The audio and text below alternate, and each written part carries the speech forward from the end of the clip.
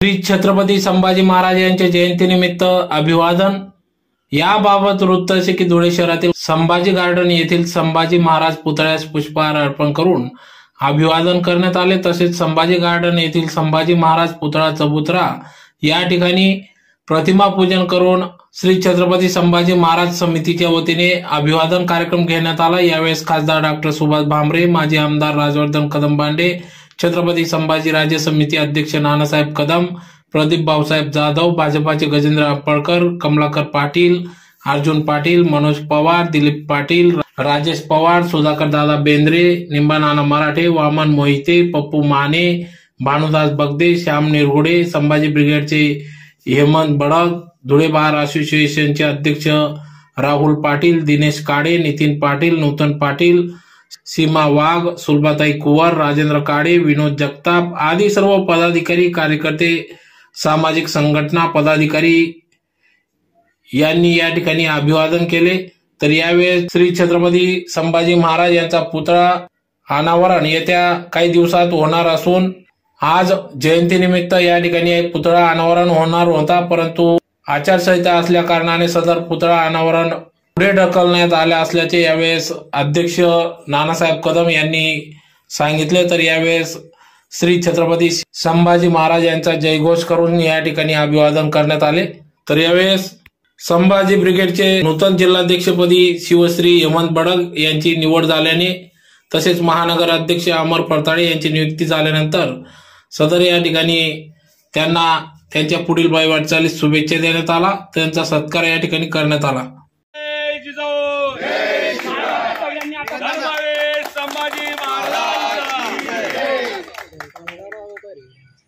संभाजी महाराज की जय, जय जिजाऊ, जय शिवराय, जय जिजाऊ, जय शिवराय, जिजाऊ माँसाहेब की जय, जिजाऊ, जय शिवराय, जय जिजाऊ, जय शिवराय, छत्रपती संभाजी महाराज की जय, छत्रपती संभाजी महाराज की जय, तुमचं आमचं नातं काय, जय जिजाऊ, जय शिवराय, तुमचं आमचं नातं काय, जय जिजाऊ, जय शिवराय, छत्रपती संभाजी महाराज की जय, शांतवीर छत्रपती संभाजी महाराज की, संभाजी महाराज की जय, जय, हर हर हर हर छत्रपती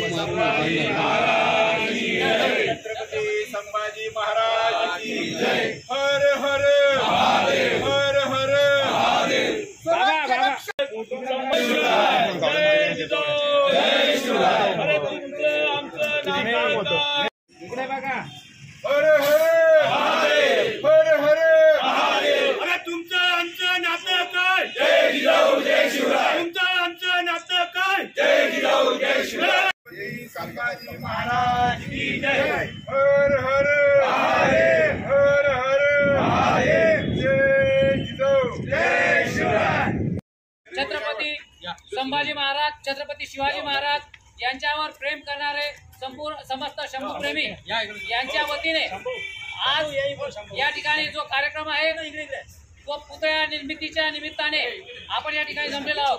परंतु हे स्मारक आणि प्रत्येक शहरातील प्रत्येक नागरिकाला आणि प्रत्येक शंभू शिवप्रेमी यांना एक असं अपेक्षा आहे की नेमकं पुतळ्याचं अनावरण कधी होणार, काय होणार, ह्या ज्या गोष्टी आहेत तर या टेक्निकल काय अडचणी आहेत काय नाही या संदर्भामध्ये मी आमचे छत्रपती संभाजी महाराज पुनराकृती पुतळा समितीचे अध्यक्ष नानासाहेब कदम यांना विनंती करतो की त्यांनी संपूर्ण या कामकाजा संदर्भात, या स्मारकाच्या अडीअडचणी संदर्भात आणि अनावरण संदर्भात जी आपली भूमिका आहे ती संपूर्ण जनतेसमोर, आपल्या शिवशंभू प्रेमी समोर प्रत्यक्ष छत्रपती संभाजी स्मारकावर आपली भूमिका मांडावी।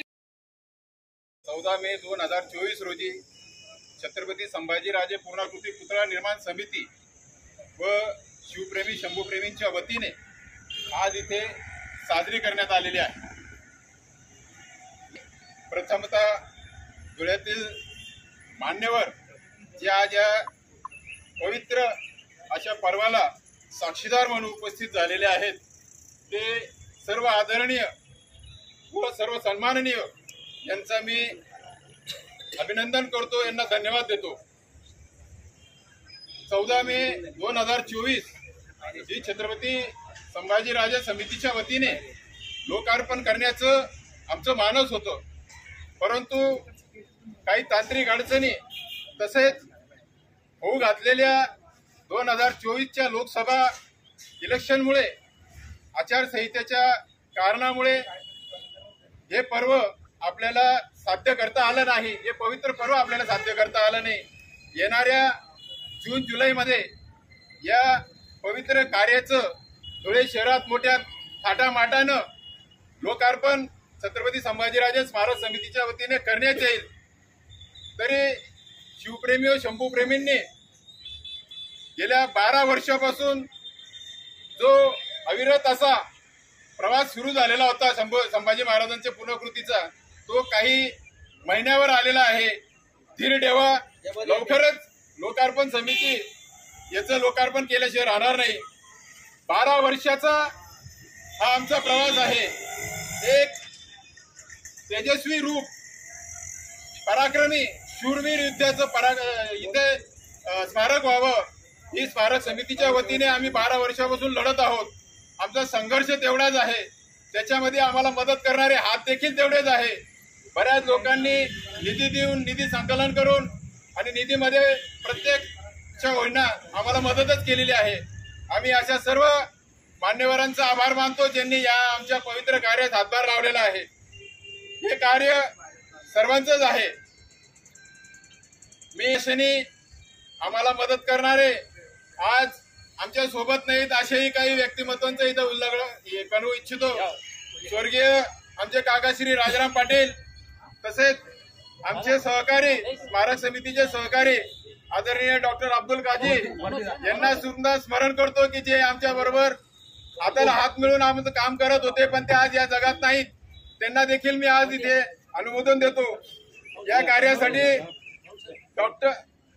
कार्यासाठी माननीय चंदूबापू सोनार यांनी आम्हाला 21 लाख रुपये मोठा असा निधी देऊन चबुतऱ्याचं आम्हाला महानगरपालिकेतून वर्ग करून दिलेला होता.